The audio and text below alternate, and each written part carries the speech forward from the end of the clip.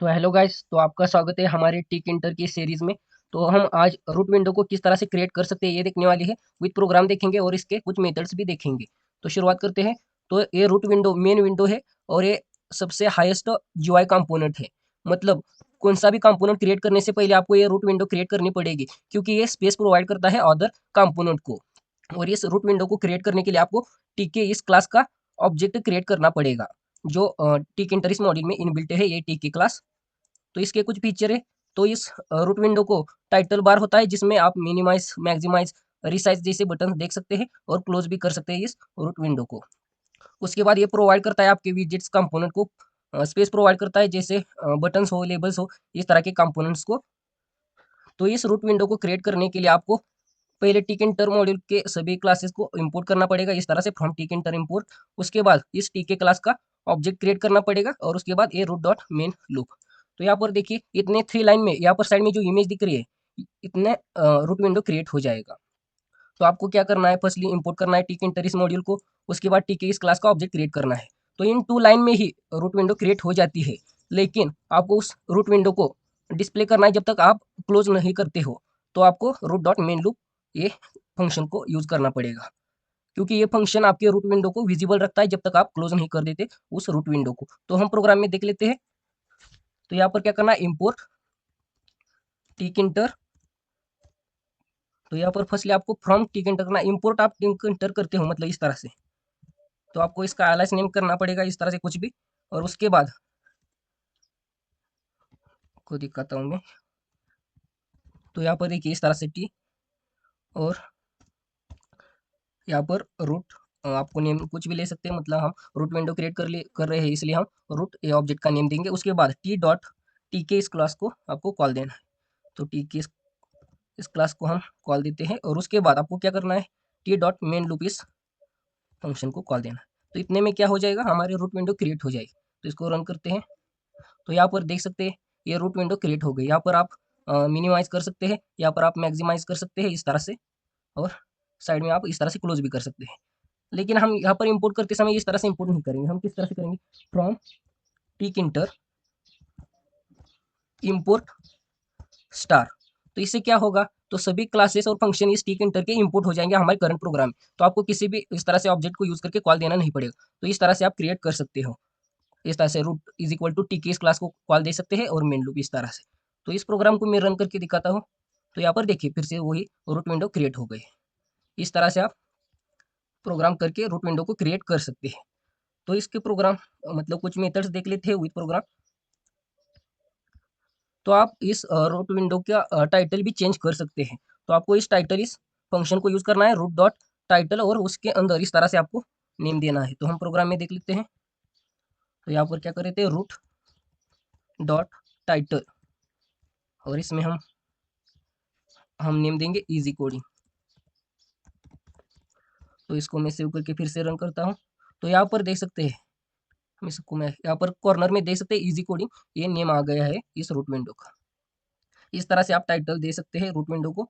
उसके बाद आप साइज भी सेट कर सकते हैं इस रूट विंडो को, ज्योमेट्री इस फंक्शन को यूज करके। तो आपको क्या करना है, विड्थ और हाइट इस तरह के फॉर्म में आपको विड्थ और हाइट सेट करनी है। और उसके बाद एक्स वाई ये वैल्यू भी आप एक्स्ट्रा दे सकते हैं।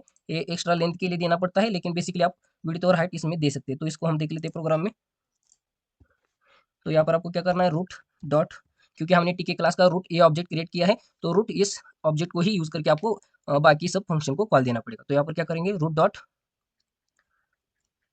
हमारे जियोमेट्रीज फंक्शन को कॉल देंगे। तो क्या करना है, इसमें डबल कोट के अंदर हम क्या कर देते हैं, विड्थ तो 200 देते हैं, और उसके बाद हम हाइट देंगे 400, और इसको सेव करके रन करते हैं। तो यहाँ पर देख सकते हैं इस तरह से विड्थ तो 200 और हाइट 400 इस फॉर्म में हमारी रूट विंडो क्रिएट हो गई। तो आप चाहे तो 200 बाई 200 इस तरह से भी रूट विंडो क्रिएट कर सकते हैं। तो यहाँ पर देख सकते हैं इस तरह से रूट विंडो क्रिएट हो गई। और यहाँ पर मेन लूप आप निकाल देते हो। तो इसके बाद क्या होता है देख लेते हैं। जहाँ पर एग्जीक्यूशन मतलब हमारे स्क्रिप्ट का एग्जीक्यूशन खत्म हो जाएगा, वहीं पर रूट विंडो क्लोज हो जाएगी ऑटोमेटिकली। तो यहाँ पर मैं रन करके दिखाता हूँ, कुछ ही सेकंड में वो क्लोज हो जाएगी रूट विंडो। तो यहाँ पर देखिए आपको दिखी भी नहीं, उतनी जल्दी वो क्लोज भी हो गई, क्योंकि हमने यहाँ पर मेन लूप नहीं यूज किया। और आप मेन लूप को रूट डॉट मेन लूप इस तरह से भी कॉल दे सकते हैं, और सिर्फ मेन लूप भी आखिर में लिख सकते हैं। तो इस तरह से भी आप कर सकते हैं। तो यहाँ पर देखिए विजिबल रखने के लिए आपको मेन लूप इस फंक्शन को यूज करना ही पड़ेगा। तो हमारे अगले मेथड्स की तरफ बढ़ते हैं। तो हमारी अगली मेथड है रिसाइजेबल, मतलब आप आपके रूट विंडो को रिसाइज भी कर सकते हैं। आप उसको वर्टिकली भी रिसाइज कर सकते हैं, हॉरिजेंटली भी रिसाइज कर सकते हैं, या तो सिर्फ वन साइड मतलब सिर्फ हॉरिजेंटली या वर्टिकली भी रिसाइज कर सकते हैं। तो आपको हॉरिजेंटली रिसाइज करना हो तो फर्स्टली आपको ट्रू देना है, और बाद में वर्टिकली नहीं करना चाहते तो फॉल्स करना है, और दोनों को भी चाहते तो बाय डिफॉल्ट ट्रू ही होता है, आप इस फंक्शन को यूज नहीं करते हो तो इस प्रोग्राम में देख लेते हैं। तो यहाँ पर देखिए इस प्रोग्राम में तो हमने यहाँ पर रिसाइजेबल इस फंक्शन को यूज नहीं किया, लेकिन इस रूट विंडो को आप रिसाइज कर सकते हैं, मिनिमाइज कर सकते हैं, मतलब रिसाइज कर सकते हैं किसी भी साइज में। लेकिन आप यहाँ पर रूट डॉट रिसाइज इस फंक्शन को यूज करते हैं। इस रिसाइजेबल फंक्शन के अंदर आप क्या करते हो, फॉल्स फॉल्स देते हो, मतलब आप हॉरिजेंटली और वर्टिकली भी रिसाइज नहीं करना चाहते। तो यहाँ पर मैं क्या करता हूँ, और इसको मैं अब फिर से रन करता हूँ। तो यहाँ पर देखिए सिर्फ मिनिमाइज हो सकता है, लेकिन ये मैक्सिमाइज नहीं हो सकता, इसकी साइज इतनी रहेगी। देखिए यहाँ पर ये बटन क्लिक नहीं हो रहा है मैक्सिमाइज का। तो इस तरह से आप रिसाइज मतलब करने से रोक भी सकते हैं रूट विंडो को। तो यहाँ पर मैं क्या करता हूँ, हॉरिजेंटली रिसाइज करने के लिए मैं यहाँ पर ट्रू देता हूँ फर्स्ट में, और फिर से रन करता हूँ। तो यहाँ पर देखिए अब ये हॉरिजेंटली रिसाइज होगा, लेकिन वर्टिकली नहीं होगा। तो इसको मैं फिर से यहाँ पर रिसाइज करता हूँ। तो यहाँ पर देखिए इस तरह से ये हॉरिजेंटली रिसाइज हो गया अब, लेकिन ये वर्टिकली नहीं हो रहा। तो यहाँ पर मैं फॉल्स कर देता हूँ हॉरिजेंटली के लिए। फर्स्ट पैरामीटर होता है वो हॉरिजेंटली के लिए होता है ट्रू या फॉल्स, रिसाइज करना चाहते हैं या नहीं। तो यहाँ पर मैं सेकंडली ट्रू कर दूंगा तो ये वर्टिकली रिसाइज होगा। तो इसको रन करता हूँ मैं, और इसे रिसाइज करता हूँ। तो यहाँ पर देखिए वन साइड में वर्टिकली ये रिसाइज हो गया है।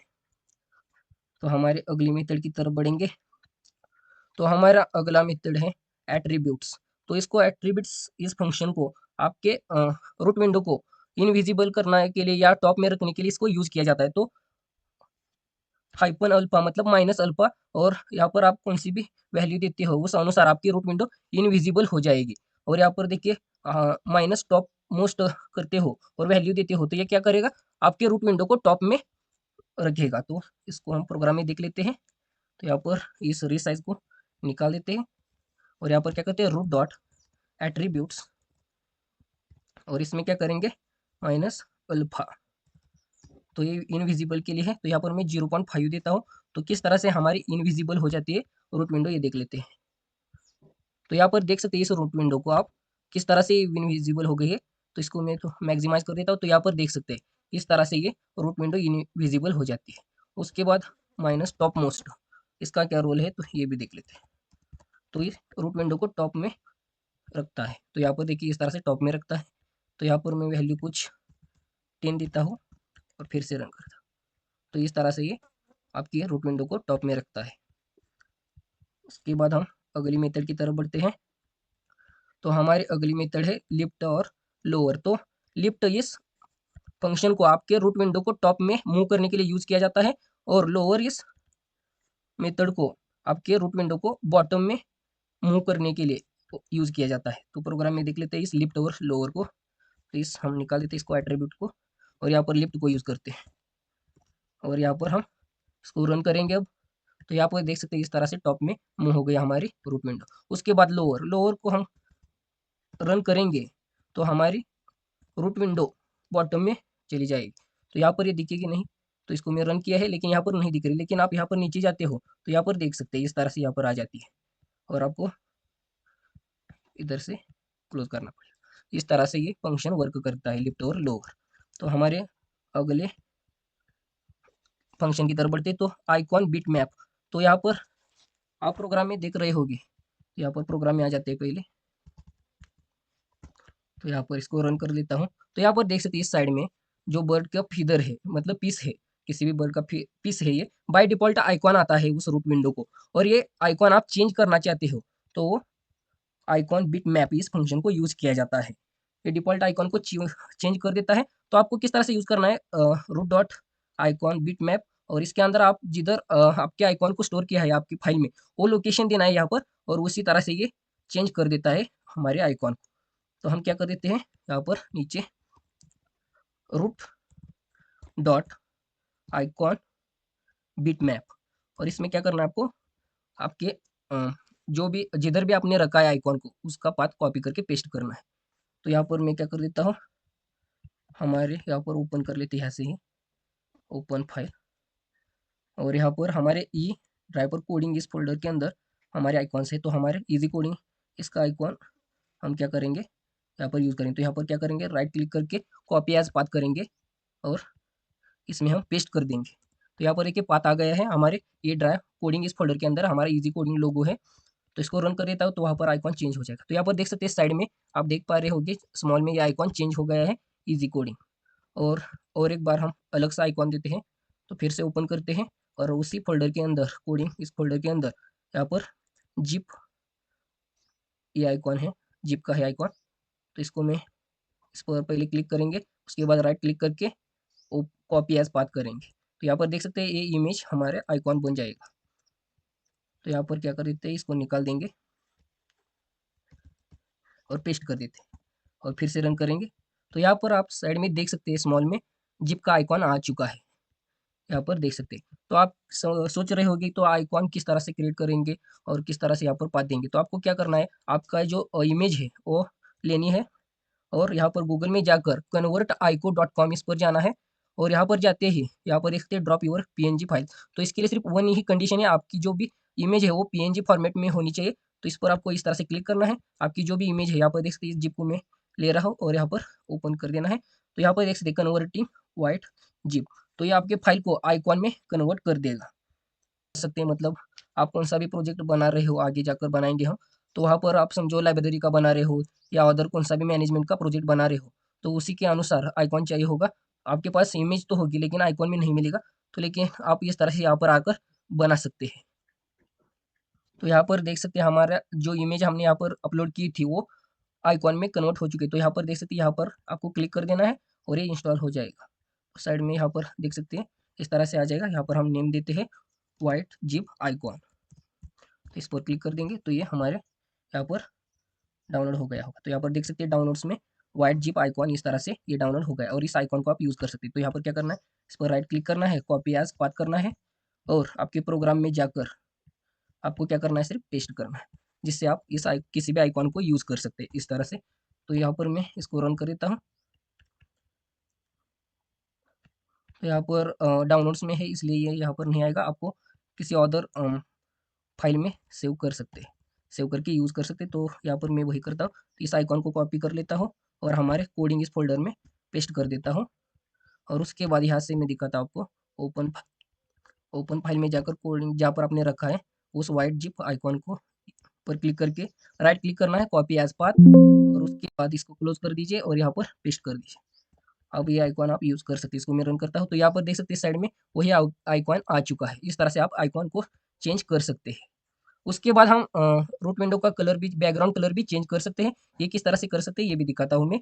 तो आपको क्या करना है, रूट और इस तरह से इस स्क्वायर ब्रैकेट के अंदर बीजी इसको यूज़ करना है। बीजी एक बैकग्राउंड कलर के लिए यूज़ किया जाता है और इज इक्वल टू करके हम हमारे कलर का नेम मेंशन कर देंगे रेड। तो रन करता हूँ मैं इसको, तो यहाँ पर देख सकते हैं रेड कलर में हमारा रूट विंडो क्रिएट हो गया है। उसके बाद आप चाहो तो अदर कलर भी ले सकते हो। तो यहाँ पर मैं ब्लू देता हूँ और इसको रन करता हूँ। तो यहाँ पर देख सकते हैं ब्लू कलर के बैकग्राउंड में हमारी रूट विंडो क्रिएट हो गई है। तो इस तरह से हम और भी आगे कंपोनेंट्स को देखेंगे। सभी कंपोनेंट को हम देखने वाले हैं टिक इंटर के। तो कोई भी डाउट हो तो कमेंट जरूर करना। तो हमें वीडियो अच्छी लगी हो तो लाइक शेयर और सब्सक्राइब भी जरूर कर लेना। तो मिलते हैं हमारे अगले वीडियो में।